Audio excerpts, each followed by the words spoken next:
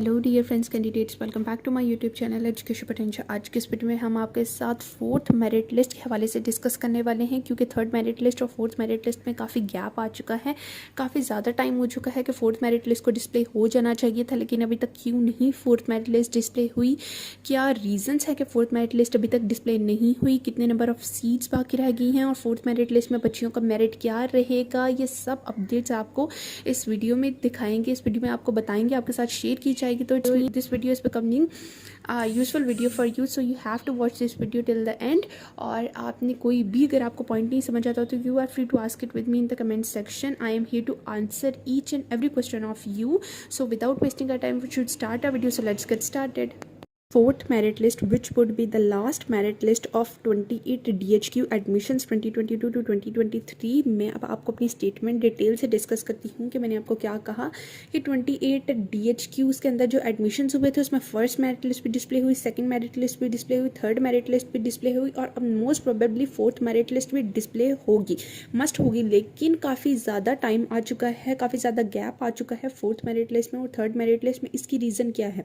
इसकी एक रीज़न तो मैं आपको बताना चाहती हूँ। और फर्स्ट रीज़न इज़ कि फोर्थ और थर्ड मेरिट लिस्ट में इतना ज़्यादा गैप इस वजह से आया है क्योंकि अब नंबर ऑफ़ सीट स्टूडेंट्स की, बच्चियों की नंबर ऑफ़ सीट्स बहुत ज़्यादा कम रह गई हैं, यानी इतनी ज़्यादा नहीं है कि हम कह सकते हैं कि 15 से 20 बच्चियाँ अभी रहती हैं, ठीक है, क्योंकि नंबर ऑफ़ सीट्स बहुत रिड्यूस्ड है। यानी कुछ ऐसे भी हॉस्पिटल्स हैं जिसमें नंबर ऑफ़ सीट्स सिर्फ 6 हैं, यानी कि कुछ हॉस्पिटल्स ऐसे हैं जिसमें सिर्फ 6 बच्चियों के एडमिशन्स रहते हैं। इस चीज़ से एनालाइज भी किया जा सकता है और प्रिडिक्ट भी किया जा सकता है कि most probably fourth merit list would be the last merit list. Fourth merit list में ही 28 DHQ के एडमिशन्स का जो तमाम प्रोसीजर था वो क्लोज हो जाएगा। फिफ्थ मेरिट लिस्ट का कोई चांस नहीं है कि फिफ्थ मेरिट लिस्ट डिस्प्ले होगी। और अब आ जाती है नंबर ऑफ सीट्स, मैंने आपको बता दी, और अब आ जाती है मेरिट की बात कि फोर्थ मेरिट लिस्ट में मेरिट क्या रहेगा, ठीक है। तो मैं आपको क्लियरली बता देना चाहती हूँ कि नंबर ऑफ सीट्स इतनी ज़्यादा नहीं है कि आपका जो मेरिट है वो रिड्यूस हो सके, आपका मेरिट 90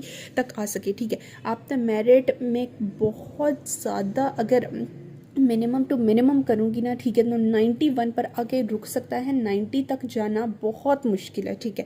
आपको मैं फिर बता रही हूँ 91 पर आकर रुक सकता है, 90 तक जाना बहुत मुश्किल है क्योंकि नंबर ऑफ़ सीट्स बहुत रिड्यूस्ड रह गई हैं, नंबर ऑफ़ सीट्स बहुत लिमिटेड नंबर ऑफ़ सीट्स रह गई हैं। और उन number of seats, limited number of seats के ऊपर भी मेरिट वाले बच्चों ने आना है, ठीक है। और मेरिट वाले बहुत ज़्यादा बच्चे हैं। आप बेहतर तरह से जानते हैं कि कोविड-19 के सिचुएशंस की वजह से बच्चों ने बहुत ज़्यादा मार्क्स स्कोर किए थे, even 1000 plus and 1100 which is the full marks, जो कि पूरे नंबर है जिस पर 100% बनती है, उतने भी मार्क्स बच्चियों ने स्कोर किए थे। तो इस वजह से मेरिट बहुत ज़्यादा हाई हुआ है। और मैं आपको बता देना चाहती हूँ कि फोर्थ मेरिट लिस्ट में मेरिट आपका 90 से नीचे या 90 तक नहीं आने वाला। अगर बहुत हम लोग खींच कर करेंगे या फिर बहुत ज़्यादा मिनिमम करेंगे तो 91 would be the merit list का, आपकी मेरिट लिस्ट का लास्ट मेरिट होगा, क्लोजिंग मेरिट होगा, ठीक है।